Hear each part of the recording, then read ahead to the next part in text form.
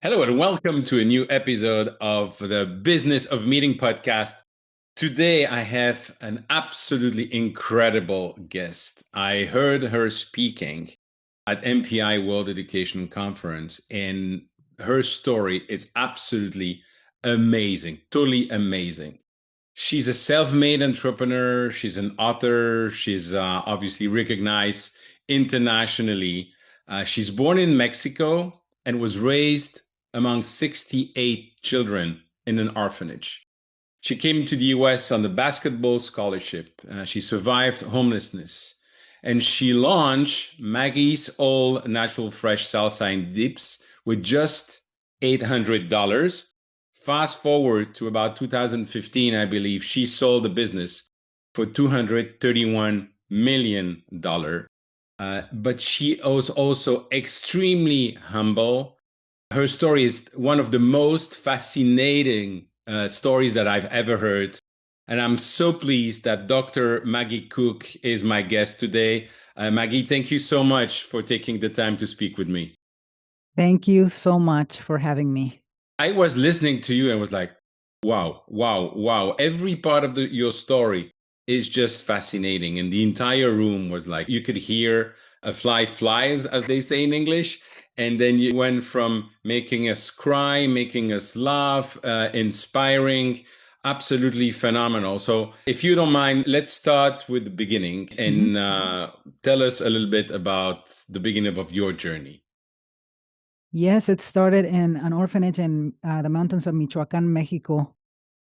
My parents took in over 68 kids through the years, and most of them adopted. And there was only them two as caregivers, so it was always a challenge. There was always adversities. There was always some form of suffering or another, from being hungry for weeks to suffering emotional, physical abuse, psychological abuse. And because we only had two people caring for us. And, but I had an epiphany at 6 years old when I saw so much suffering. I remember one thing, and I remember turning up to the sky and just saying to myself, I'm going to be and do something big so that I can perhaps maybe be an inspiration and inspire change from the suffering. And that was my aha moment. That was the inception of an ambitious goal. And that was to focus my mind to to seeing myself as a successful person instead of being stuck in the patterns of hurt or suffering. And it all really started when I built my cave in a canyon and I would live out of this cave. It was about 2 meters deep by 5 meters long. And I would literally go in there and future cast myself into success. And I did that for, until I was 14, the cave was discovered. And, then I ventured into trying to figure out something else. But it's almost like it felt like sort of being in a prison for 18 years of my life because I couldn't go anywhere. But I wouldn't say it was a prison 100% of the time because I used my mind to escape that. I used my mind to think and believe that I was something else, or I would jump into an attractive character like a superhero or a basketball player or something to distract me from what I was suffering. And I think that's really where my teachings on mindset come to play, but also on overcoming adversity and reframing and looking at the opposite is true. When we are so stuck in the adversity, we forget to really even think about the Mm. other side. And I didn't want to be stuck. I wanted hope for something better. And that gave me the hunger and the passion and the fire to continue to do what I was doing, even though I haven't lived outside of that barbed wire fence in that orphanage. So we were in the Uh, mountains of Michoacan, very, very secluded from civilization. Really, the very first time that I came out of there to live in a place that was different than that was coming to the US, which was another whole culture shock in itself. But it's been such an amazing experience. But I will tell you this, that I would not change a thing about it. because I really believe that no matter how you suffer, it Mm, begins to create the person that you're meant to become if mm. you choose that path, because there's always the other way. One of the biggest things for me is that I come to understand now that fear and joy cannot coexist at the same time in the body because they occupy different parts of the brain. So, what do you feed? And that's really what you bring more of. That's amazing. And listening to you, I can clearly see those words coming out of the mouth of an adult. And as a dad of three daughters, I've always tried to raise them to become independent. We say, give them roots and wings.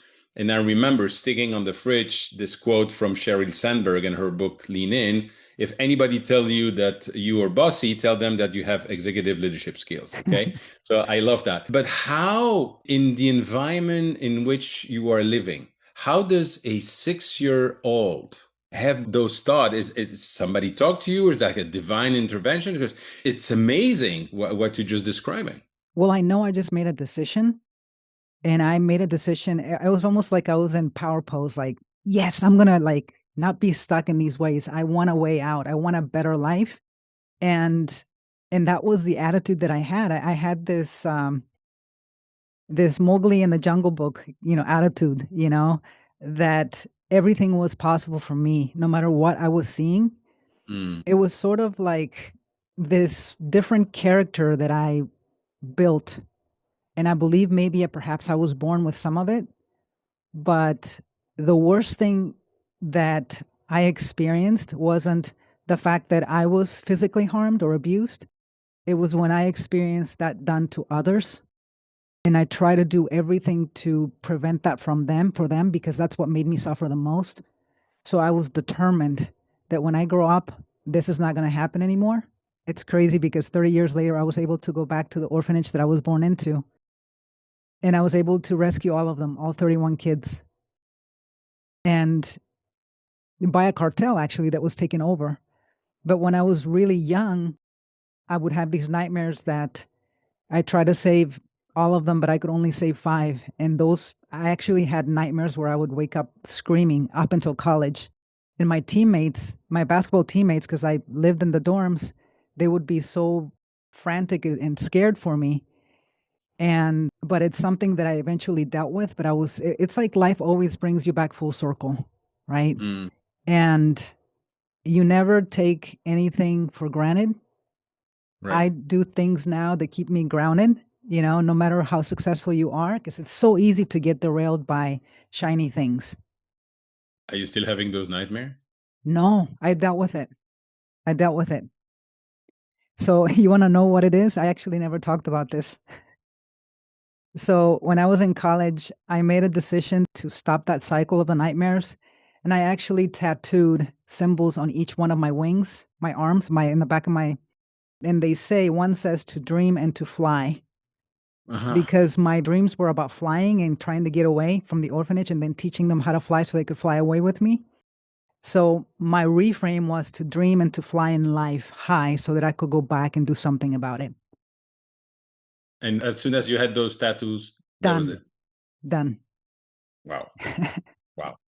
So from 6 to 14, you are getting refuge in this cave, which, Plato's cave is like literally what you did. What are you thinking about when you are in this cave alone? And how many hours a week do you spend there? Yes. So during the weekday, because we had school starting from when I was born, I always lived in the orphanage. So the weekends were the most free time that we had. There was also the most free time for punishment, most free time for anything else that could go bad or wrong. When I was really young, my only option was the cave, which I built in this canyon. And when I grew a little bit older, actually around 11 years old or so, then I had another option that was to teach myself how to break or tame horses and become a horse rider. And this is when I would flee to the mountains.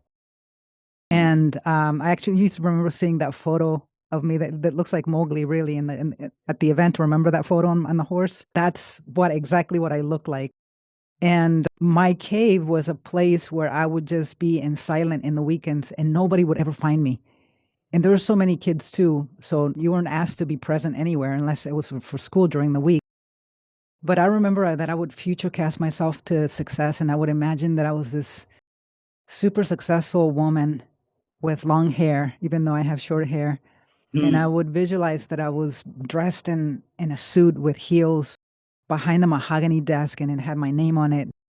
And I believe that that came from, we had one movie that we watched for so many years. That's all we had in the orphanage. And we would watch it over and over again.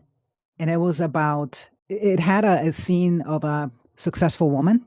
And I just thought that that was the definition of hope for being able to make my own decisions without being compromised by anybody else, to have to own my power. And that's why what I internalized, and I would see myself as that, ultimately becoming that person Right. that I am today. So when you're 14, they discover your cave. Yes. You must be devastated. Yes. I think you saw that photo also when I was 14 on that cave. And I was devastated because what happened next is there were so many kids that also went to the mountains on the weekends, and now it was occupied by them. So I no longer had a secret hiding place. So what I did next is, it was scary because my idea was to go outside of the property line, and it's a big, big compound in the mountains. And I've never done that. Other kids have done that, but I've never done that. And I was scared, but I thought, what if the scariest thing, the next best thing, is what it becomes? You know, what Mm. if that scary thing becomes the next best thing? And so I had the courage, and I was so scared to start walking outside of that barbed wire fence. And I come across this village, and these peasant people just look at me strange because I'm just this little girl, probably look like a little boy the way that I was dressed and in rags and my hair. But they took me and they fed me the most delicious taquitos de frijoles con salsa. Oh my gosh, you have no idea how good they were, because the way that we ate when we had food was no flavor at all, not even salt. It would Mm. be like full vegetables and water. And we cooked it because that's, we didn't know how to cook. That's what we had. And I said, can you teach me how to do this so that I can go back and share it with my brothers and sisters, just so that I could see them smile. And that's where salsa began, without even knowing there would be something that would happen in the future where I would share it again, to be Right. entered in a salsa contest, and then become the very beginning of my fresh salsa entrepreneurship, career. That's amazing. So you're 14 and you cave discover, you take some risk. What is happening in your mind when you say, okay, you have all this image or this mindset of what you want to be successful, and then you see the environment that seems to limit your opportunities? And maybe tell us a little bit how you get to the US on a scholarship. Yes. When I was in junior high, I started thinking, I think I have this entrepreneurial mind just because of what I wanted to become and come out of the circumstances there. But I started to ask myself, what is one thing that I could start doing that I could capitalize to get me out of here? And back then in Mexico, there was sports, and I love playing sports. And I was looking at soccer, and I was looking at basketball. Soccer, everybody played. Basketball was a new thing, especially for girls. So I decided to do the thing that nobody else was hardly doing. Actually, the same thing I did with my salsa. Of course. And I remember going by my principal's office, which was a teeny tiny brick building. And I saw he had a black and white TV that was really long at the top of one of the cabinets. And I said, hey, can I come and watch Michael Jordan play when I'm on break? Because I saw Michael Jordan play. I didn't even know his name, but I saw his moves, and I was so intrigued by it.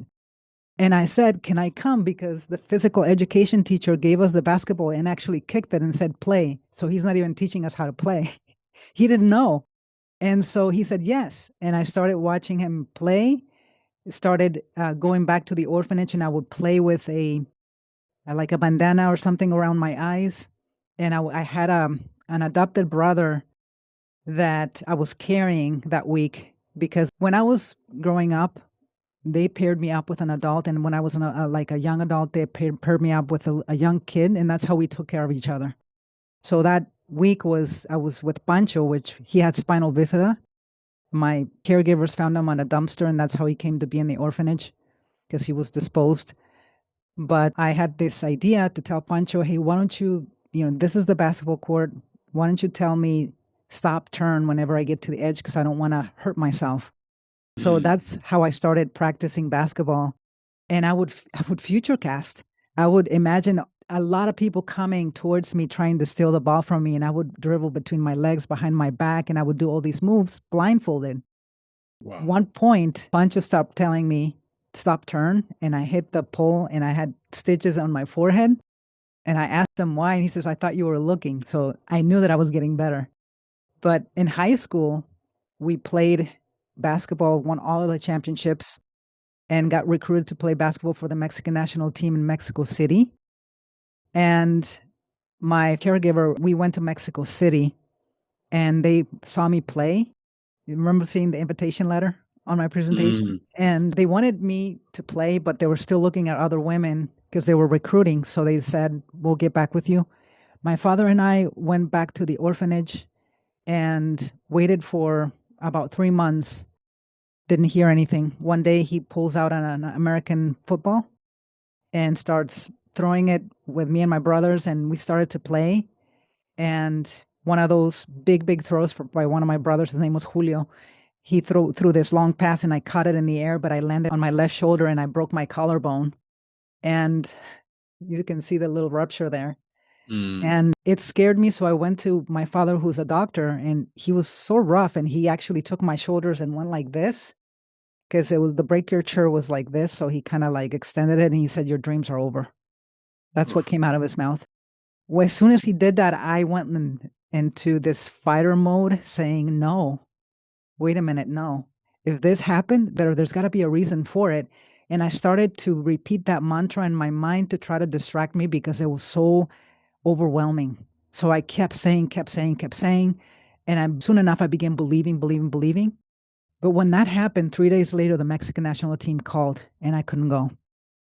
But what happened was that my parents took a bus with all of my 68 siblings and actually removed half of the seats so we could fit in the bus. They toured the United States to raise funds for the orphanage, and we asked to stop at a picnic in Charleston, West Virginia, here in the United States. And when we arrived, there was a picnic, there was a lot of people, there's balloons. But the only thing that I could see with my brothers was that basketball court that was behind the picnic. It was one of those exterior basketball courts beside a Catholic church. And we just started to run and grab the ball and started to play. This was months later, so I had healed. And that day, there happened to be the coach of the University of Charleston. And she saw me play I and remember you say that. she told my father, I want her to come play for me on a scholarship.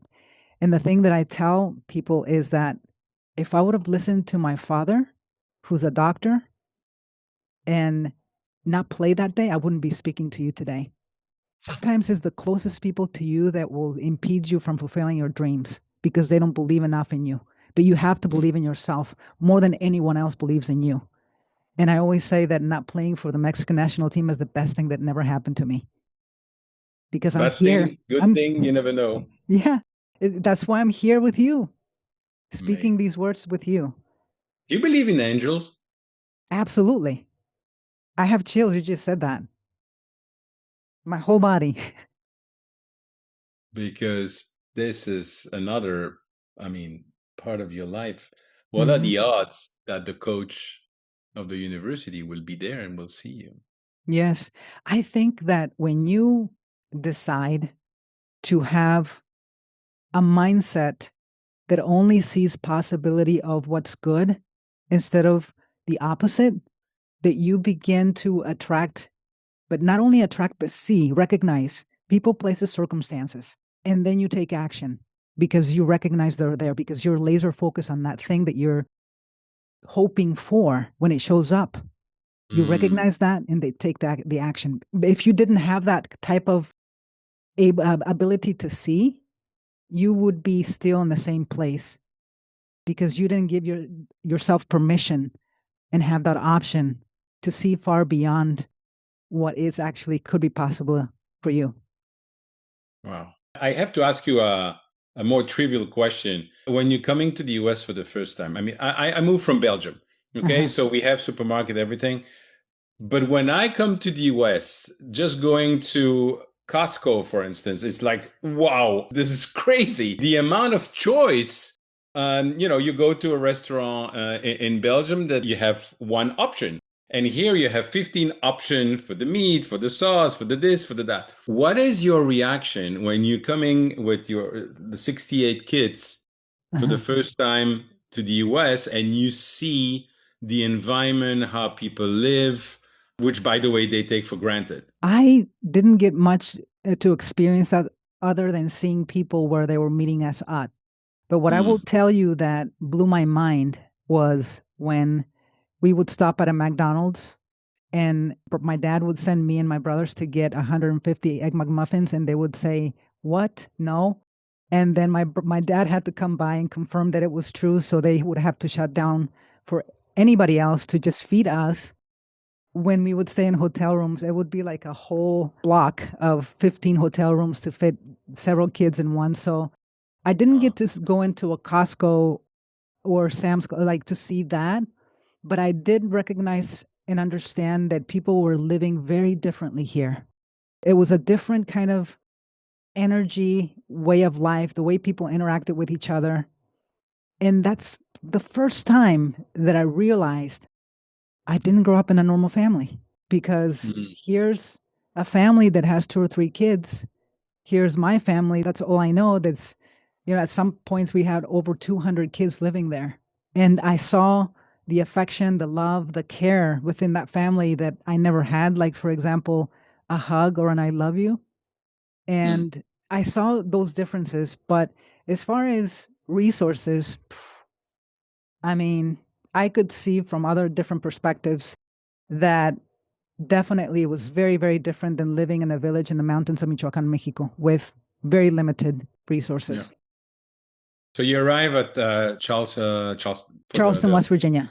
Charleston. Yeah, you arrive there for the basketball team. Hmm. And how about English? Because obviously I have an accent and I learn English, but still, where did you learn English? I mean, it's Yes. amazing how fluent you are today. Yes. So when I came to the United States, I didn't know any English.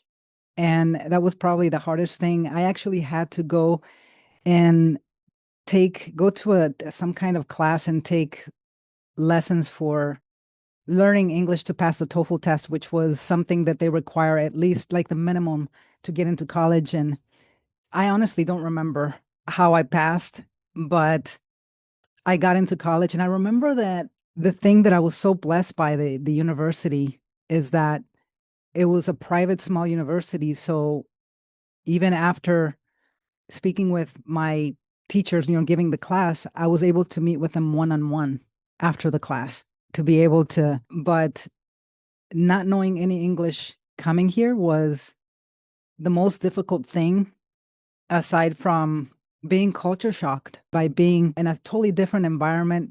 I mean, if you picture yourself being in an orphanage in the mountains of a third world country and then coming to this fruitful environment in America in college, the only thing that I would say that was very similar to the orphanage was that there was dorms, right? And college had dorms, except for we had these large rooms with big bunk beds, but it was quite a different experience. And the reason why I learned English so well is because there's no one that spoke Spanish, Mm. no one.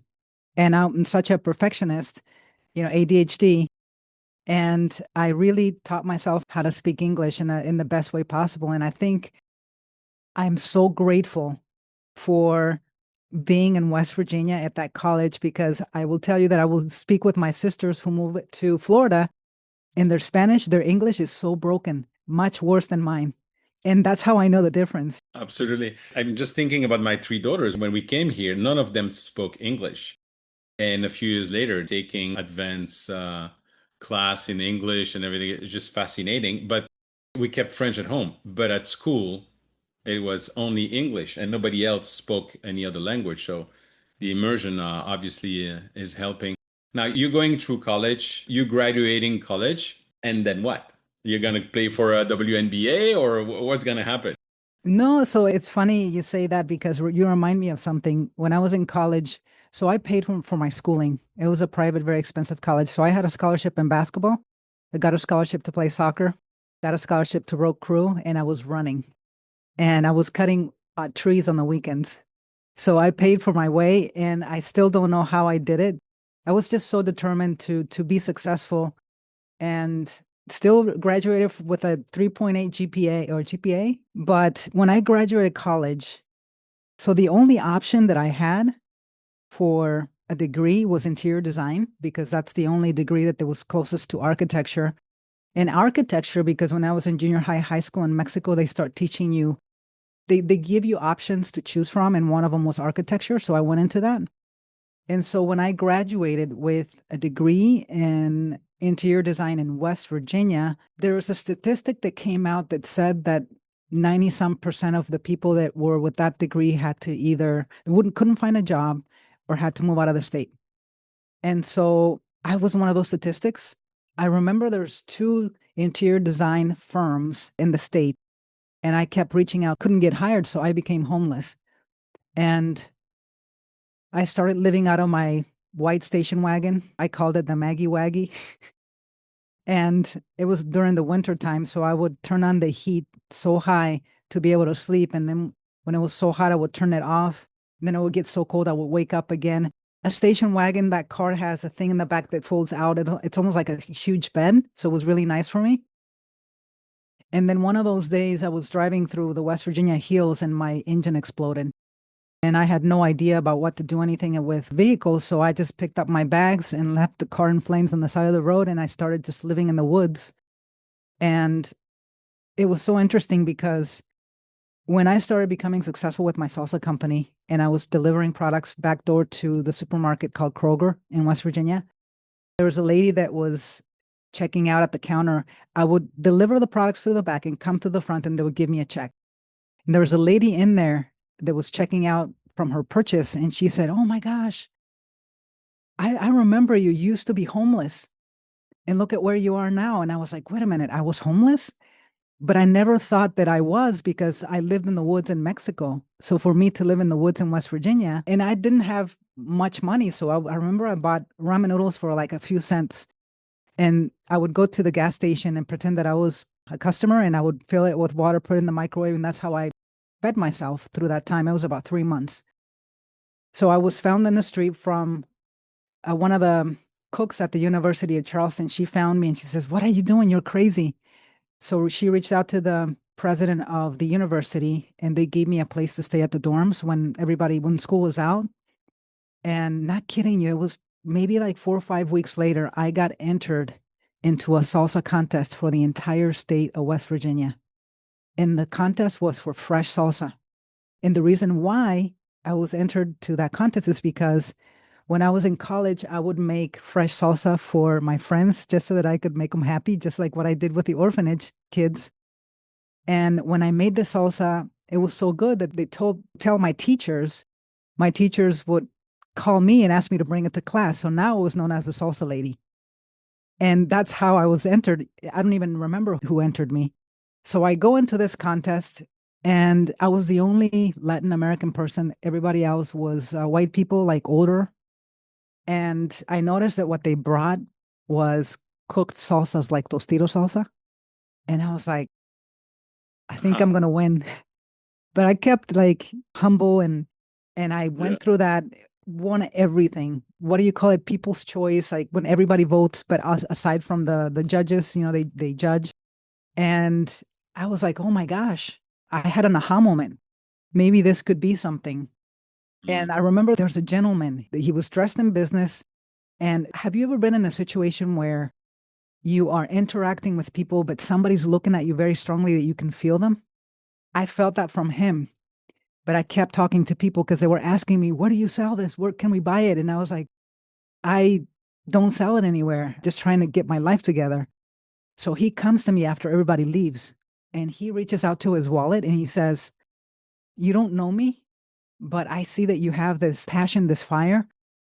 This is what I have in my wallet. I want you to have it and I want you to start your business. He pulled $800 and he said, I don't want anything in return as long as someday you pay it forward. Whoa. I have chills. I haven't told that story in a long time. And I remember that my whole body has chills. I remember that the first thing that I bought was a small food processor. It was the best, well spent $800 of my life. I bought containers, stickers, and I started selling it for the product for $5 a pint. I would make it in batches of 1 gallon batches and sell it to friends. And then I discovered that you can buy wholesale.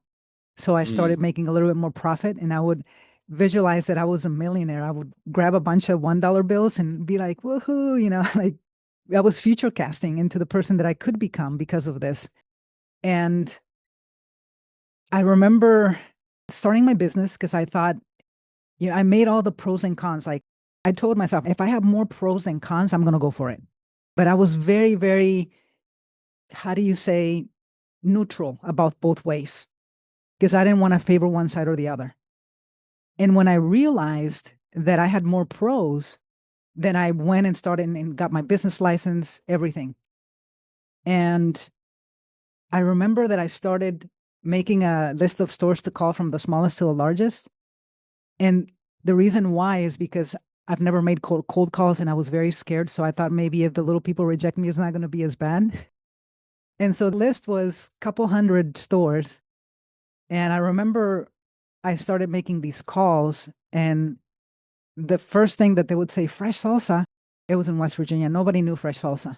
As a matter of fact, the health department, the Department of Agriculture, the FDA discouraged me from making a fresh product because they said it's not going to sell by the time you have 15 days because we did the test. You have 15 Right. days. By the time it gets to the stores, it's going to be 5 days. Nobody's going to buy it. And I said, no, I'm going to stick to it. They wanted me to be like 99% of everybody else in the shelf that they had. The products lasted Right. for 8 years. One day I was doing a fair and the lady that certified me for production came over and she says, remember when I told you that you should cook your salsa? And I said, yeah. She says, I'm so glad you didn't listen to me. Ah! She was the vice president of the Department of Agriculture with the FDA in the state of West Virginia. Wow. So she knew what she was working with other people, but I was so different. And what people don't get is this was a niche and I capitalized on that. Right now, Mm. everybody's making salsa. But back then, this is why it grew so fast and so big. But when I'm sitting there making these calls, I get rejected 90 times by 90 supermarkets, and I felt terrible. And I Mm. remember putting the list down and saying to myself, I remember a friend came through the my little office that I had, and she was like, "What are you doing? You're not making any money. You should quit. Just get a job." And but I knew that I had something because I've seen people's reactions and I've seen how much it was loved. So I remember going to another approach was to go to ready to eat product manufacturers like mine, like salsas, salads, and things like that. And I asked them, how did you get your products into the stores? And they were like, oh, it took us 6 years. They're not going to listen to you. You're basically nobody. And I was like, thanks. So I Mm. went back to my office and I remember taking a day off because I was just so overwhelmed. And I decided that I was going to try to figure out what my next approach was going to be.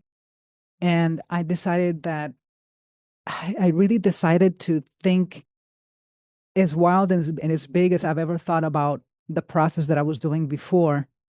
And the idea that came to mind was to take that list and turn it upside down.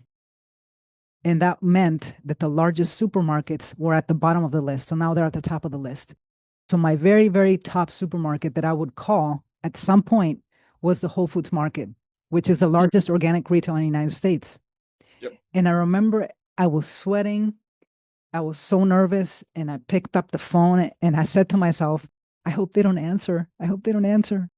And it rang, it went to voicemail, and I was like, hi, my name is Maria Magdalena de la Cruz Garcia. I have an awesome pico de gallo de salsa. I think you guys would love. And I just hang up. That's the best pitch I ever heard. I just hang up. But thankfully, I had a website and they searched me. Really The, ne- amazing. the next day, I was parked in the city center in my little beater car, really old beat up car.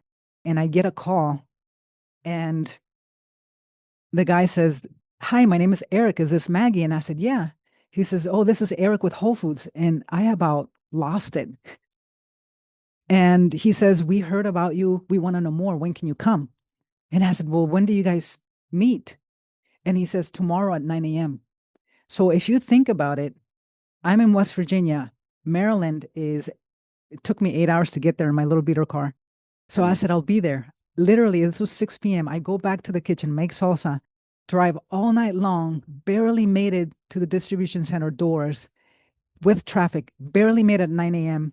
And I was sort of freaking out a little bit because I've never seen a Mid-Atlantic distribution center with all of the huge facilities, the dock doors, the tractor trailers. And I was kind of swallowing saliva a little bit, like, oh my gosh. I drive in, I park my car, and I go into the building.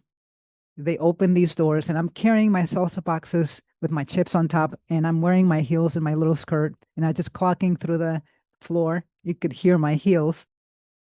And the halls were so, you could just hear like the echo. They open these double doors, and there's all these buyers, mostly men, in this really long U table. And I'm like, oh my gosh, freaking out a little bit. So I put the products on the table. Eric comes over and he welcomes me, and they start opening the boxes and start eating the salsa. It took a little minute, a good minute, until Eric gets up. He didn't even consult anybody. He gets up and he says, "We love your products. When can we have them?" And I about lost it again. My heart almost dropped off out of my chest. And my first question was, well, how much do you need? Because I saw the distribution center. And at that time, I was making about 250 pounds of salsa, selling it for $5 a pint. He says, your first order is going to be for 10,000 pounds of salsa. 10,000. And I 40 lost it. times. Yes. And long story short, that year we went from making $12,000 a year to $1.9 million with just Whole Foods. And what happened was that all of those stores that said no, because I wasn't Whole Foods, No, they wanted. and we grew with $0 of marketing. As a matter of fact, that year, the 2024 year, we grew over 500%. And we were in the news. We were with the Small Business Administration awards. Wow. It was pretty big. Oh, wow. We started So let me distribution. just come back. Uh-huh. The person who gave you the $800, do you know who Yes. it is? Did you see that person afterwards? No, I've never seen him again. Oh, wow. Never. Oh, But wow. I've paid it forward many, many times, and I continue to do that. I'm sure you do. Now, you made it sound so easy. And so, first of all, I appreciate the fact that the guy is named Eric, because every Eric is a nice person, right? But in all seriousness, you started this business. You grow it to 250 pounds production. And I mean, I'm coaching people that are starting their business as well. That nobody knows what they should be doing. Nobody knows how to grow. Nobody knows to delegate. Nobody. How did you do that? Who helped you? What's happening in your mind? Because you Yes. make it sound so simple. And of course it's not. I'm sure you have a lot of ups and downs in the process. Yes. Funny thing that you say, and I hardly ever talk about this, is that I started reaching out to people to help me, including other salsa manufacturers that were cook salsas, just to help me. And nobody would return my calls. Some of them were a little rude. The Small Business Administration couldn't help me because they didn't know anything about my business. So what I did was Google was my research source. I actually spoke at Google not too long ago, and I told them, thank God for you, because this is why I'm here today. And that's how I learned. And part of me is so grateful and thankful that I didn't have someone who's already been through the process, because I would have perhaps done it, or would have been told it was too hard, or would have been discouraged. And I'm thankful for that, because it allowed me to do things with a different, fresh, new perspective. That I talked to other food manufacturers, and they're like, "Oh my gosh, you did it that way." But I'm glad that I had to go through the struggle. But the one thing, if I was gonna do it over, is this: at some point, I stopped asking for help. I know that if I would have continued to do that, even when I grew, when people knew more about, I would have actually done a lot more, grown a lot more. Because I don't think I'm not perfect. There's always limitations to things. there's things that I'm still educating myself about business and marketing and things that if I would have continuously tried to connect and hopefully someday get somebody that could be my mentor, I know that I would have done bigger things. Well, what you've done, what bigger thing? Well, everything is relative, I guess. But one question I have, especially in terms of mindset for business owners, I'm the first to be guilty at the beginning the first 2 years of starting my first business. It was, those are my clients. Nobody's going to do it better. I'm going to do everything myself and hardly delegate. Now, what mindset shift and what caused that for Mm-hmm. you to say, I know how to prepare my salsa, up Mm-hmm. to putting the process in place and Mm-hmm. trusting other people because you cannot Mm-hmm. grow otherwise, and Mm-hmm. trusting other people to be able to do it the same way that you would have done? Well, the thing is that when I started my salsa company, I had to do everything myself because there's no funds, no money. Banks wouldn't loan me money. Actually, there's a really interesting story of how I got the money for the first order that we can talk about. But what I quickly learned is that when I had the resources of cash, I was able to identify and recognize that there were people out there that played at the things that I didn't play at, and that I could trust enough to once I looked into them and created those relationships, that I was able to trust to hand that over. But the biggest thing that really made my business go to the next level is when I presented the idea to my entire team to think like a CEO.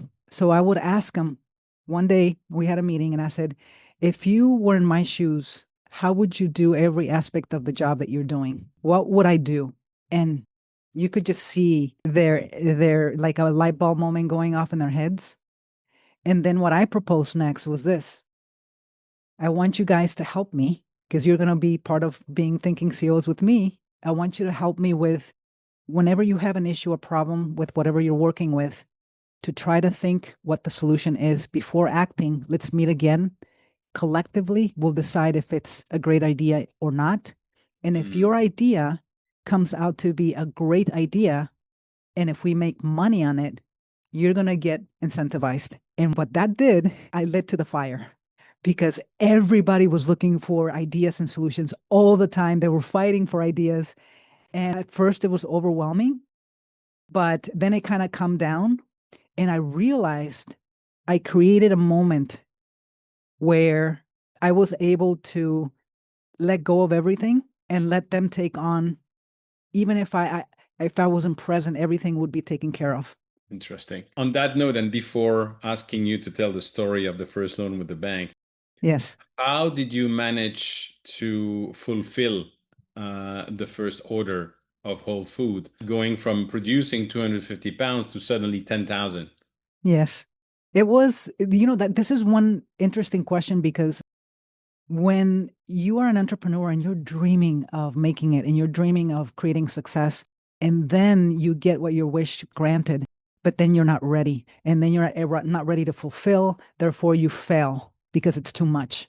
So, be careful what you wish for, but be ready for what you wish for. And so I had one employee and we cut 60,000 tomatoes. It took us a whole week to make a Whole Foods order, 60,000 tomatoes. And we were so in pain. Our arms were stuck like this, but we got this done. Oh my gosh, I got to tell you my truck story, how I got the product there. Yes. But the following week, I realized quickly that I needed people. So I made the calculations. I used Excel for everything, for my calculations of salsa, the people. And I reached out to the Small Business Administration and I said, hey, I need 20 people for production. Can you help? And they said, no, we don't do that. Go to the state.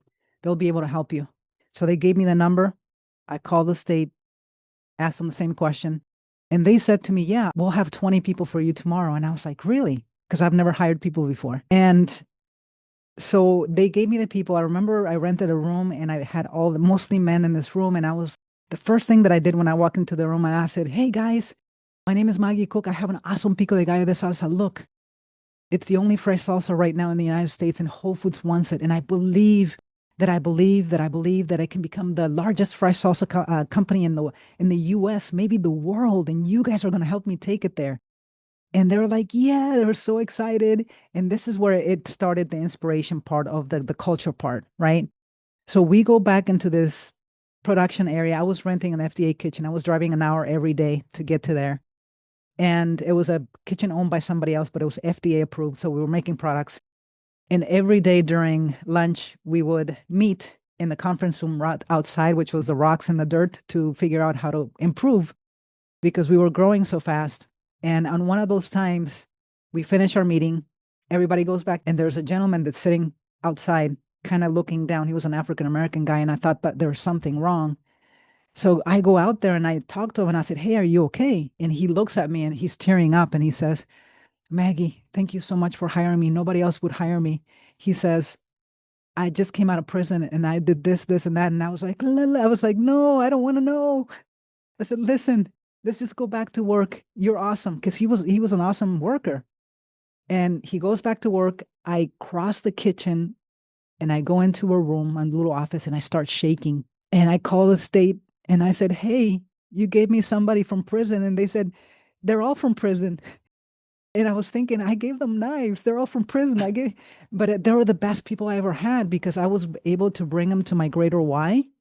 And I also Mm, surealized that because they were prisoners or on work release, that nobody gave them a chance. And that's the not knowing part that made me mm. so successful with the culture and really opening my eyes to the opportunity that people are really good people. We just make mistakes. Amazing. And to your point, you would have asked a traditional, somebody would have said, no, no, never do that. Yes. So what Yes. about the truck story? Because you said, Yes. So I am second to the last day to deliver the products to Whole Foods and I have no truck. This is a fresh product, requires refrigeration. I'm looking everywhere, can't find a truck. Realize quickly I have to get my truck driver's license, my CDL. So I get my license and I'm ready to go, but I just don't have a truck. I go to this junkyard because they referred me to this place and they have a refrigerated truck. And I rent this truck for $350. And Eric, this truck was so bad. It was worse than a Mexican truck I've ever seen in my life. The wires were sticking out of the dashboard. The seat wouldn't adjust because it was rusted. And when you drove it, it was making a noise, a bouncy noise.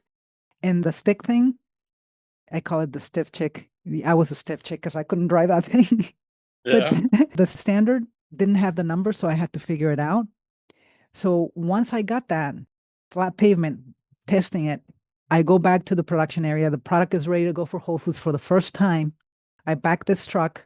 I load it up, top, bottom to the back, completely loaded. I get on the truck and I'm so excited and I started to drive. But what's in West Virginia? Lots of hills. Oy. I come to a stoplight and now my butt is to the back of the seat and I can't reach the pedals. And I'm parked. I'm the first truck. Have you ever sudden agony so bad, so quickly? So I'm trying to do this with one hand to pull myself up. And Right. I'm trying to do this with the standard and I'm doing two things. Well, in my mind, I'm thinking people are going to laugh because I'm yanking this truck so much. But then I realized I was too short. Nobody could even see me. And then I was thinking, I have a truck. There's a car behind me. What if I roll back and hit it? Oy. Oy, oy, So oy, oy. I barely get this truck up the hill, off the light, and I park it to the side of the road because I had to compose myself. And I asked myself the question, how am I going to make it to Whole Foods? Because there's a lot more hills. It's an 8-hour drive on probably more on this truck. And so I remember that I was smiling and saying, I've made it this far, even though it had been only a mile. And I remember I got off truck and I was looking around and I saw a little piece of woodblock on the side of the road to the right. And I remember that I had duct taped the right mirror because it was falling off. So I went I grabbed the piece of duct tape and I duct taped the piece of woodblock to my shoe and I drove to Whole Foods. But now Okay. here's the thing. Something strange was happening when I was driving this thing. There was a leak in the gas tank. So I had to stop and fuel a lot. That was another adversity just to get there. So when you fuel diesel. You don't park this where the cars are. You park this where the truckers are to fuel. So, Eric, every time I got off to fuel and pay for gas with my piece of woodblock, you should have seen these truckers' faces. At some That's point, I great. just owned it, but I made it. I made it. I remember I took a video and I was just going, woohoo. I was just so excited because I was hearing them unload the product from the back of the truck. And that's the week that I decided I need more people. I need help. And that's when I went to the state and, got those people to the new crew to help me with production. So how did you deliver afterwards, after the first order, Yes. in terms of production, in terms of transportation? And I mean, you cannot be everywhere. So you need to structure your team. Yes. I could not sleep hardly because I was so excited. I was on fires. I was coming up with solutions very, very quickly. And I was able to delegate and I was able to direct and I was able to create things that were very exciting for me. The challenge was for the first order because it required cost of goods $20,000. I didn't have $20,000. And I even went to the banks and they rejected me and I felt so bad. And then I went to friends because Whole Foods hired me, right? And they said, you need to deliver 10,000 pounds of salsa, but I have no money. So I went to friends after the banks and I basically told them, can you help me with this? And they said, well, how are you going to pay me back? Exactly what the bank said. So I called Whole Foods and I said, hey, can you put something in writing so that I can share with the people that I can borrow money to show them that we're good for it? And they said, oh yeah, it's called a contract. So I signed a contract with Whole Foods. And so $20,000 was what I needed. They paid $40,000 every week. So when I borrowed, I paid it back in a week. And then every week was 40,000, 40,000, and we just grew. And the funny thing happened that when the bank started seeing the money, started coming to offer loans. Of And course. that's when I said, no, thanks. My first question here for with what you say, you signing a contract with Whole Food. Where did you learn to look at the contract? Is anybody advising you and helping you? No. No, Wow. no, I didn't know that you could do a contract until they told me. And I remember they were very good to work with me. And I remember looking at everything, but I needed to move fast in order to get this out. And as soon as I was able to show my friends that this is the contract and this is how much they pay a week, it was easy for them to release that money. And I didn't receive any legal advice, any advice for anything. I was just going with pure instinct, gut feeling, instinct. Amazing. Amazing. So now the bank want to lend you money, but there's a story that you say you wanted to share is how you get the first loan. No, this is that's the story that I told. Ah, So I okay, never okay. got a loan. Of course not. Yeah. They come to you when everything is Yes. showing off. Wow. When you start developing and growing the company, Mhm. which year is this? So I started the company in 2004 and 2007 was Whole Foods. Between those years, so I started selling to the capital market where the contest took place. They were the first ones to take me in because they could see that people loved it. And then I was supplying to, I think it was a fish market in a place called Black Angus, little mom and pops, just a little product here and there. And then it went from very, very little to Whole Foods, big, big, big. And because of that, we started distributing to 38 states. And then Walmart came along. There's a whole story behind that one. Costco's, Whole Foods, of course, Kroger Company, Harris Teeter, supermarkets across 38 states. Then in 2015, my company sold with Garden Fresh to Campbell's for $250 million. Yeah, yeah, we're gonna get to that, but wait. As you told me, you still have a little bit of time, and I Yes, want you to tell the Walmart story. But yes. imagine that Whole Food would have told you, well, yeah, we're signing a contract with you, but you cannot sell to any other. They don't do that. No, they don't do that. Not at all. Exclusivity was mentioned a couple times, but I didn't want to be put in a box Huh, amazing. because I wanted to have, in one of the ways that we got into other supermarkets where was when people who love the products tasted them and they would actually go to, like, that's how we got into Harris Teeter, Kroger. They would tell them, you need to get this lady's product. And that's how we just grew tremendously. And what is the Walmart story? Yeah, so I can't remember the year, but it was a couple years later after 2007. And my business had hit a plateau and I wanted to go way beyond a couple $1 million a year.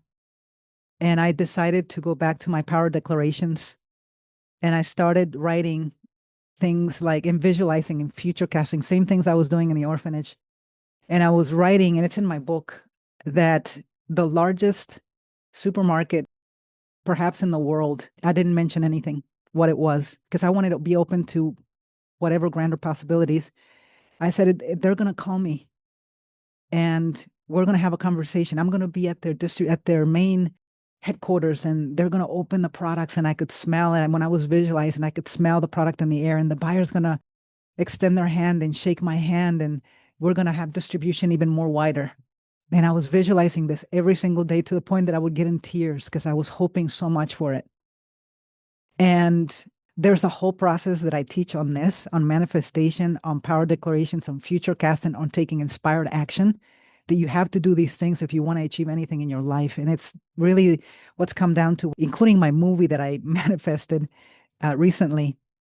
But I was in my office and I get a call, and the lady, her name is Dee, and she calls me and she says, "Is this Maggie with Magie Salsa?" And I said, "Yeah." She says, "We heard about you. We went online and looked at 10 different salsa, fresh salsa companies, and we thought yours was the best. Do you want to sell to Walmart?" This was after 30 days. Science says it takes 15 to 21 days to bring anything, manifest anything. If you believe something to be true, it becomes. And remember that we talked about focus and taking inspired action, the things that Mm. show up, right? So I'm immediately jumping out of my seat and I said, "Can I put you on hold?" And I put her on hold. And I went to my friend who was an advisor for business, who was just in the living room. And I said, "Hey, it's Walmart. They want our products." And she said to me, "It's a prank. Hang up." Oh, my God. And No. I said, "Wait a minute. I've been visualizing. I've been, bringing this. It's got to be real. It's got to be real." So I get on the phone and I asked her, "Is this a prank?" And she says, "No, we're the real deal." Within a month, Eric, we were in Bentonville, Arkansas, signing a deal. And I have chills again telling, because I don't tell these stories on stage. Signing a deal with exactly how I'd visualized it. And the first question that they asked, they said, because people told me Walmart's going to take advantage of you, all these things. And I said, I'm not going to make assumptions until have the experience myself. Mm. The first question they ask was, "We want to make sure that we don't give you too much, that you spread yourself too thin, that you're not able to distribute and deliver." And I love that because we started small and then we started production was something that was a regular business hours day to 24 hours. So Nonstop. I had to go out and get more team, more people. And I literally slept in the warehouse. We had already moved to a 20,000 square foot facility. And I had shifts of people working 24 hours. And if anything went wrong, they would knock on my door and I would wake up and try to, like, if a machine went down and things like that. And that's really when it took it to a whole new level with Walmart. That's how you inspired Elon Musk to sleep on the floor of the. Yeah. That's amazing. That's amazing. Who were the key? I mean, everybody in the team obviously has their role and is very important, but who were the key hired that you made to allow you to go from the beginning to several millions and Mhm. then from several millions to a quarter billion? Yes. The key people were one personal assistant that was with me most of the time when I was in the office. She was basically, I was duplicating another Maggie. That was a huge asset because then they could go and really implement and be with. And we had a system of new things that we were implementing into a booklet that would kept growing and growing for new implementations. And everybody that came in was trained on that. We made videos so that everybody would get familiarized. And then I hired a food scientist to help me with the food science on it because when you start manufacturing products at that scale, you have to be able to track the foods, all that stuff. And then what I love most and actually shocked my team, especially the new hires, was that I loved putting on the gear and cutting tomatoes and doing things next to them. Often I would hear they would make a reaction like, "What are you doing here?" And I'm like, "I'm helping you." Well, I never had a boss help me. Well, now you do, right? And Mm, just the culture, became so awesome, and a culture of caring because we did care. There's mm, some things that happened that they even spoke about that got into the news because how awesome it was. But it was less about how much money am I making and more about I feel like I have a sense of family in here. I feel like mm. I can grow. I feel like I can contribute. Absolutely. That's beautiful. And you're growing, and then when are the first sign that people like big companies want to buy you? Or is it you at some stage who's thinking, you know what, now I'm gonna sell the business? That happened when one of the reasons I wanted to be successful and really that pushed me to the edge was because my father told me that I would never be anyone, that I would die in prison and with AIDS. Those exactly his words. So part of my why was to prove him wrong. Hmm. So during that time, he had passed when I was just becoming very, very successful. He had passed, but before he passed, he wrote me a letter. And I believe I shared that at the Yes. MTI. You want me to read it? Yes, please. Yes. If you have it, that would be Yes. wonderful. It's right here.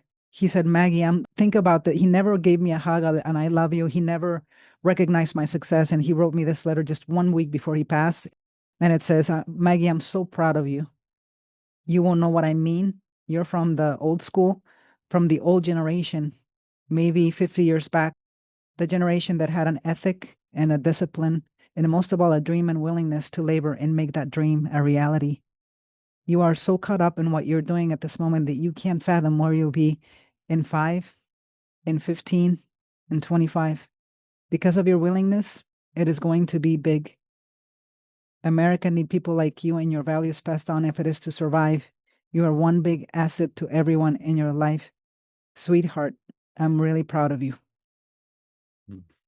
Wow. Wow. He was prophesizing over my life, and I didn't even know it.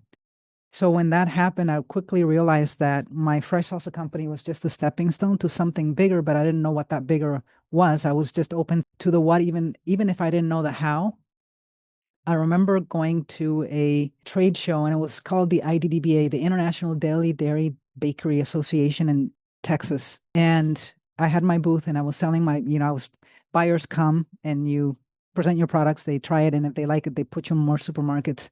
The booth right next to me was a company that bought me, that we merged with, that then sold within a year to Campbell's. The booth right next to me. So you merging, they buying you, you buying them. I know it's merging, but Yes. usually in the merging, that there's one who's buying the other, Yes. Well, we merged sort of like a purchase thing. And then we were in talks with Campbell's to sell to Campbell's within that same year. and then they bought you for 231 million. Yes. Not too bad for an investment of $800, right? No, What's no. happening in your mind at that moment? Are you thinking I'm releasing my baby to somebody else, Oh, or great question. or is it like a stepping stone for something else? Because one common thread with entrepreneurs that have sold their business is there's some Mm-hmm. sort of down and depression Mm-hmm. afterwards. I would tell them never to sell unless they have something they're preparing for that takes them to the next level. And for me was the realization that I was speaking, Eric, back then, but I was speaking for free to businesses, schools. And I realized that I could turn it into a business at that point. And I realized that I needed to start my speaking business so that I can actually make a greater impact through inspiration. But also during that time, something really tremendous happened when the kids at the orphanage that I was born into were endangered by being taken over by a drug cartel. I went down there, did the rescue. You saw all Mm, those photos on the mm. presentation that I gave. That inspired me to start my foundation, Magdalena Cook. And now we serve over 28 orphanages.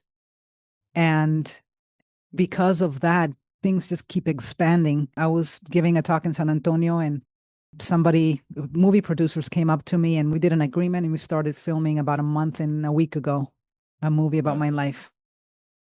that's amazing. Well, yeah, I have no doubt about that. That's just amazing. What is the dream now? What are you looking at in the future for you? The future for me, it's almost like for me, it feels like I've lived so many lives, but I feel like I'm at the place where it feels right that everything that I'm doing, including speaking, including growing my speaking, because I love what I do and I love to be able to inspire change. What moves me the most is hearing from people after they heard me speak and how now they're able to look at their life differently to make the changes to become a better human, become a better business owner. The best way for me to help people is that way. It's not giving money, it's not giving anything else but time. And that's my purpose. One of the things that I had to do is as a rediscovery is because when my father died, the first question that I asked was, who am I going to prove wrong now?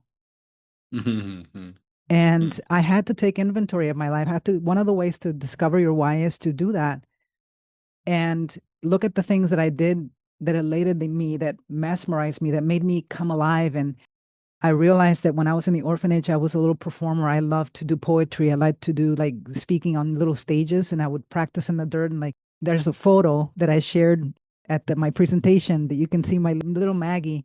And this is exactly what I'm doing today. But Wow, I think it's beautiful. with bigger impact, bigger inspiration with the work that we're doing with my nonprofit, but also with a movie, because I think that it's going to be a great source of inspiration for many people, and I'm very very excited about that. You obviously tremendous business success.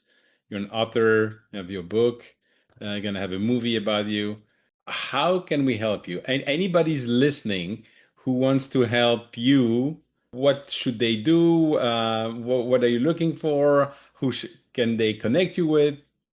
I think spread the story, spread the love, because what I'm most interested in than anything right now is to be able to be in more places to share a beautiful message. Wonderful. How do people get in touch with you? Maggie at MaggieCook.com is my website. Maggie is with one G, Magie. My last name is Cook, Cook, and everything's there. Amazing. Maggie, thank you so much. And in full transparency, people listening, we got cut in the middle because I the electricity that just shut down in my house, which I've never ever had in 330 plus episode. And you were so gracious and you were even calming me. And that must be a reason. I love that. Thank you so much. My last question that I got from a friend that is absolutely amazing. His name is Jason Gaignard, and is actually coming up with a fabulous book as well called Community Made. You always like to ask the question that I'm asking to you now. Okay. In 1 year, when we meet again in person with a bottle of champagne, what are we going to celebrate? I don't drink, but I will drink to a nice limonada or something. Yes. Just because I choose not to, health wise. In 1 year, I would love to be celebrating the new movie and expansion. I have the pitch right here, and it looks like Al Pacino wants to push it. Oh, wow. Yep. So maybe celebrating with Al Pacino. Amazing. Yes. Amazing. Yep. You see that? Wow. That's That's part of it. great. Hmm. Well, you definitely deserve that. This was one of the, if not the most fascinating conversation I've ever had on my podcast. And you're so gracious with your time. You're genuinely amazing and good person.